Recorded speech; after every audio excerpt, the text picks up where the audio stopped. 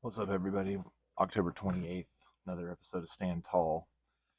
We're in the Art of War, the very first chapter as we head into November. Verse 17. I've been excited for this one. I've been thinking about it. All warfare is based on deception. All warfare is based on deception. It's important to define what is warfare, though. When are we in warfare? When are we in war times? Spiritually, mentally, physically? Master Sun says, a military operation involves deception. Even though you are competent, appear incompetent. Though effective, appear ineffective. 18, back in the main version. Hence, when able to attack, we must seem unable. When using our forces, we must seem inactive. When we are near, we must make the enemy believe we are far. And when far, we must make him believe we are near. Similar thing, just wanted to point that out. So, though effective appears to be ineffective. Cao says a military operation has no standard form. It goes by way of deception. Mei Yao Chen says, without deception, you cannot carry out strategy. Without strategy, you can't control the opponent. Wang Chi says, deception is for the purpose of seeking victory over an enemy. To command a group requires truthfulness.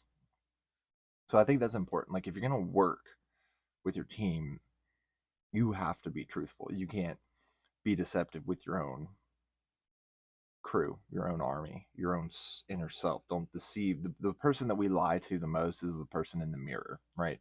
We lie to ourselves the most. And the more honest we can be about all of that is coming to light and coming to peace within yourself. Zhang Yu says, while strong in reality, appear to be weak. While brave in reality, appear to be cowardly. This method was effective against the Huns.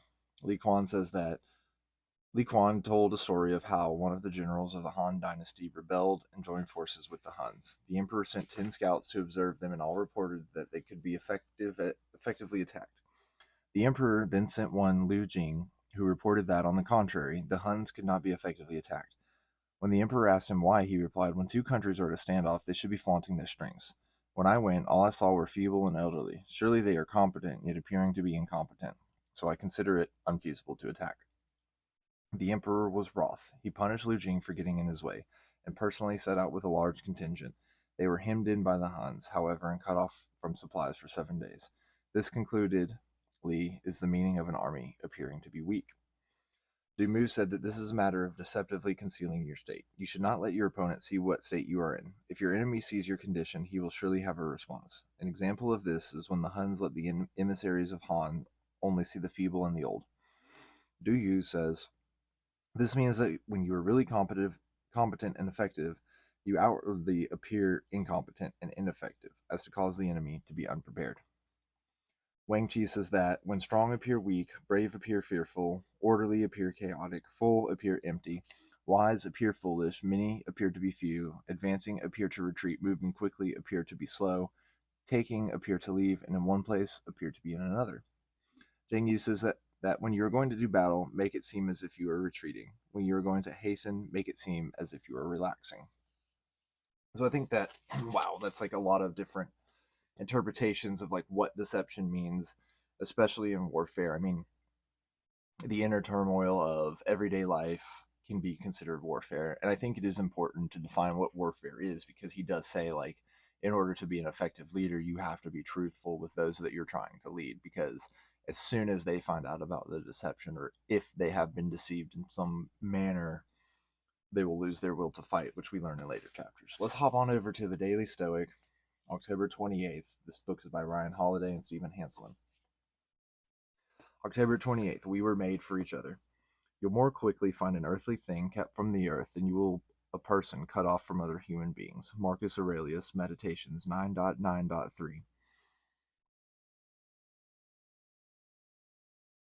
Okay, just rereading it.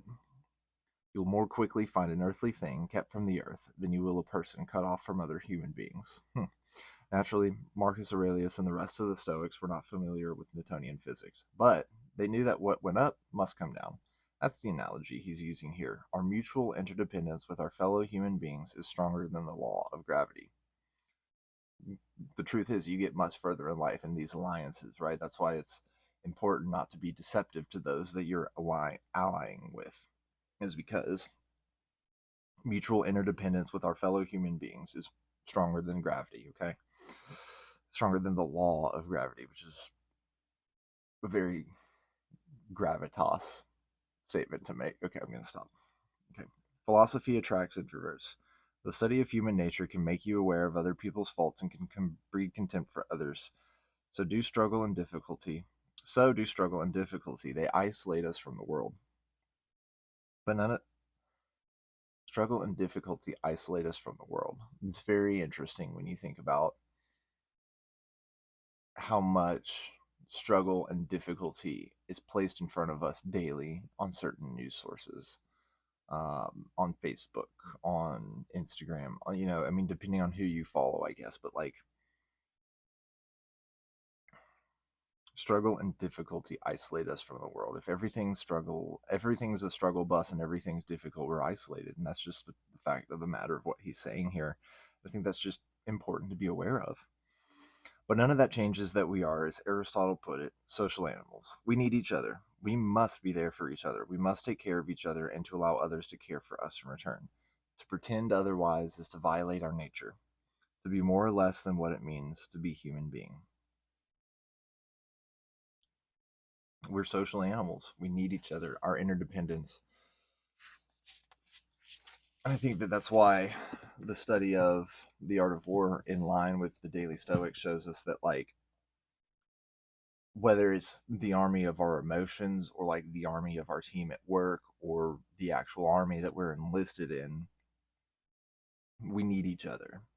We need these reflections. We need other people reflecting on some of the struggles that we have, and we need to be able to process that. And without each other, we can't stand tall. I was just watching a movie last night with my wife, and one of the scenes that just really scared me. This was a movie that the timeline took place around the collapse of the Berlin Wall, and even back then and even now, it would just be so easy, no matter how hard you fight, for the state, the army, to just come in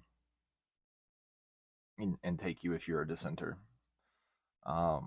And that's why I think, like, talking and being together and practicing these fundamentals of warfare is important, not only for our inner turmoil, but for our society at large. Um, because if we can't stand tall together, we can't stand tall as one.